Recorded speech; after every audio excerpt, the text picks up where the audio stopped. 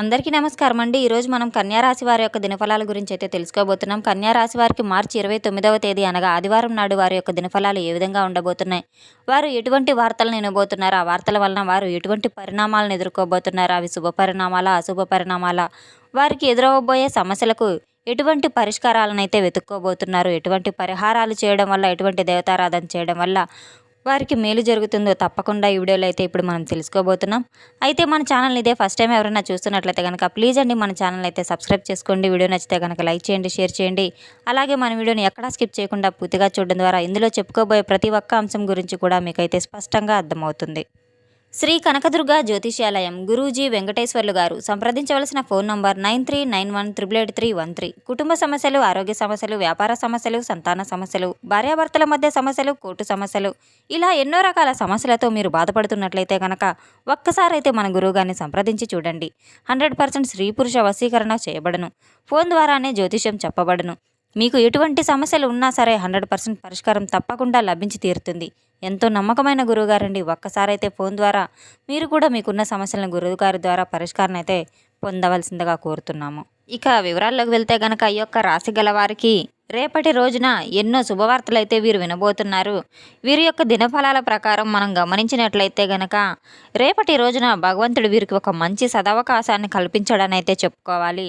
వీరి యొక్క వ్యక్తిత్వాన్ని గనక మనం గమనించినట్లయితే చాలా చాలా దృఢమైనటువంటి సంకల్పంతో కలిగి ఉంటారు. మంచిగా ఏదైనా కానీ ఒక కష్టం వచ్చినా వెంటనే తీరిపోవాలని చెప్పి ఎప్పుడు అనుకోరు. ఆ కష్టానికి తగినటువంటి ప్రతిఫలాన్ని వెంటనే కూడా ఆశించరు. అంత మంచి స్వభావం కలవారు. అయితే ఇది మాకు కావాలి, మాకు ఏ సమస్య వచ్చింది ఆ సమస్య నుండి మేము వెంటనే బయటపడాలని చెప్పి కూడా అనుకోరు. ఆ సమస్యకు పూర్తిగా ఒక మంచి పరిష్కారాన్ని వీరే కనుగొంటారు.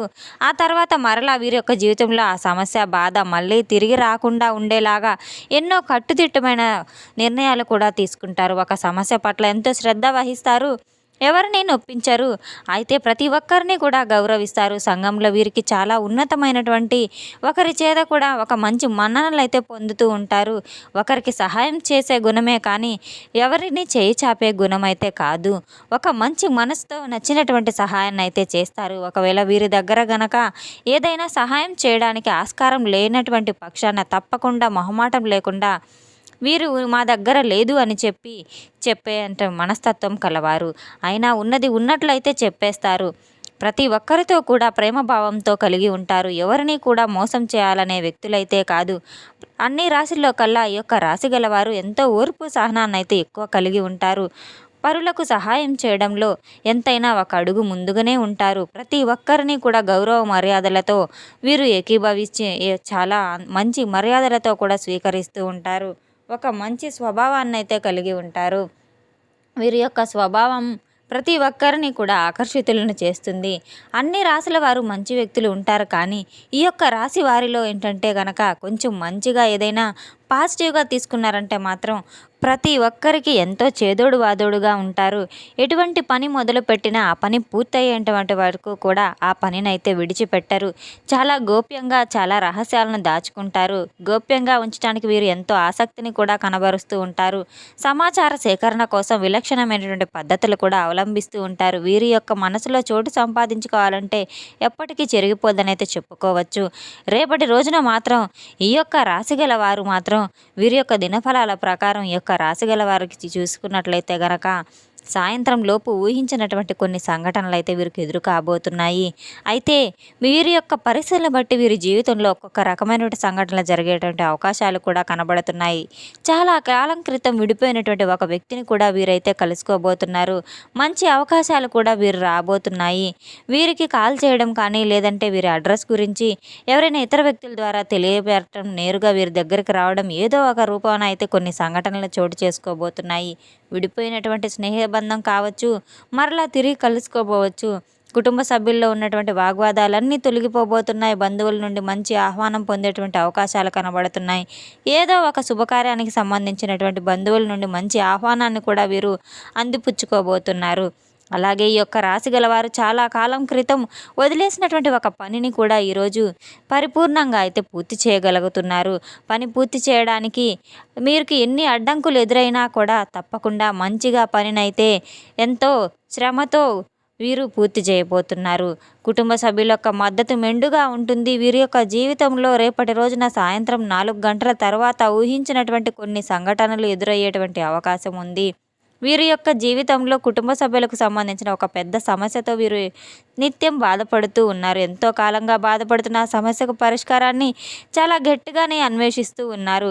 ఆ సమస్యకు పరిష్కారం దొరకక చాలా కాలం నుంచి అయితే వీరు ఎంతో వేదన పడుతూ ఉన్నారు. ఆ సమస్యకు పరిష్కారం తప్పకుండా లభిస్తుంది. వ్యాపారస్తులకు సజావుగా ఉంటుంది.